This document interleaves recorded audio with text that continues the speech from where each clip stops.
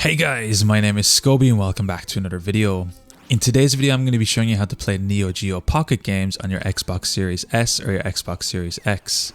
This is going to be a nice quick and easy tutorial. I'm going to be showing you step by step how to do everything. Let's jump right into this.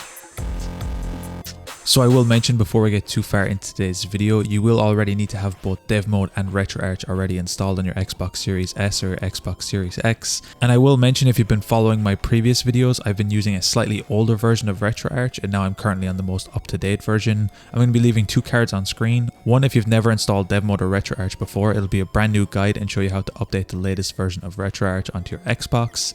And the second is going to be an updated guide on how to update your current version of Xbox to the latest version of Retroarch.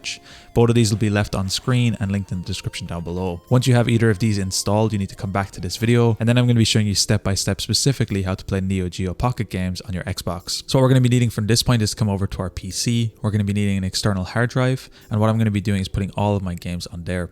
At the moment, I currently have my Neo Geo Pocket game right here, and what I currently have it is in a .zip file. Now, I will be mentioning in today's video, I'm not going to be showing you where to download games.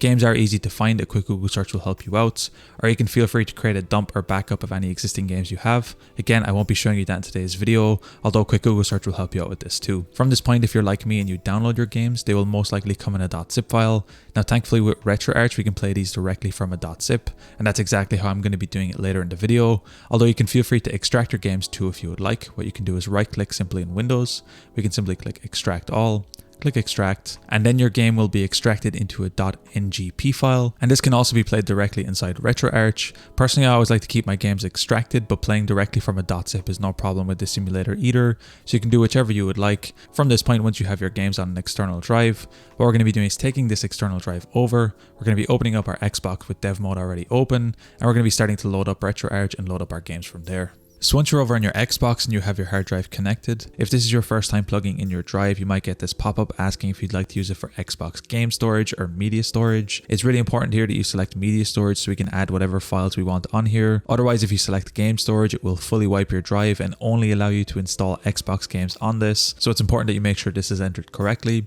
From this point, what we're going to be doing is loading up Retroarch. Once Retroarch is open, we're going to be starting from our main menu right here. We're going to be coming to the right and we're going to be selecting the load core option. And then we're going to be scrolling down until we see SNK. And here we're going to be looking for Neo Geo Pocket. And here we have two options. We have Beetle Neo Pop and we have Race. For today's video, I'm going to be using Beetle Neo Pop. Although if you're having any issues, you can feel free to experiment between these two. What I'm going to be doing is selecting this. From this point, I'm then going to be clicking down one. I'm going to be clicking on the load content option. And here we simply need to locate to where our games are. So what I'm going to be doing is scrolling down, and if you're using an external drive like me, they'll most likely show up on your E drive, and then you need to locate to your games. So for me, I currently have my game right here. It is in a .zip file. That should be no problem to play here directly inside this. As mentioned previously, we simply select this. We click load archive. We then need to select your core again if you have multiple cores that can read this file type. So since I have it right here and we have our current core selected, it should show up here at the very top. Simply click A again. Your screen should go black for a couple seconds and then your game should start to load. Now thankfully with the Xbox, all the games I have tested have ran really well, and overall I'm really happy with the experience. The games look really good and I'm really happy with the experience overall. From this point, if you would like to open up your options, you can press your menu combination now. For me, it's down and select. And here we can see all of our default Retroarch settings.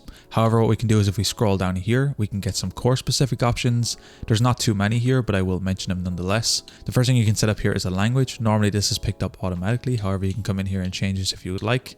The second thing we can change is the sound output sample rate. By default, it's set up to 44/100. I would recommend leaving it at this unless you really need something else specific and you know what you're doing. So 44/100 here is no problem. And the last thing we can do here is select color depth. By default, it is set to 16-bit. However, you can also set it to 24-bit, which should be no problem. And I'm going to be setting that here. And you really shouldn't have too much problem using 24-bit on your Xbox. But if you are having any issues, feel free to come back in here and change this. But overall, I felt my experience was overall quite good. Some of these settings may require a restart to come into an effect, so that's something to keep in mind. The last thing I would recommend doing is creating a game playlist. As you can see, I currently have one right here for my PlayStation. It basically concatenates all of your games into a nice section right here, so you don't need to search for them every time, and it will automatically attach a core to them so you can really easily come in here and select them. It's not going to be something I'm showing you in today's video, although I will be leaving a card on screen to my previous video where I show you step by step how to create a game playlist in a new version of Retroarch like you see here. It's definitely something I'd recommend doing, and it only takes a couple minutes. Anyway guys, it's as easy as that to play Neo Geo Pocket games on your Xbox Series S or your Xbox Series X. If you guys enjoyed this tutorial, be sure to drop a like. Subscribe if you're new, check out the other videos on the channel. I'm going to be leaving a link down below to my PayPal if you found these videos helpful and you want to support me. Anyway guys, thank you so much for watching. Until next time, as always, keep it saucy. Peace.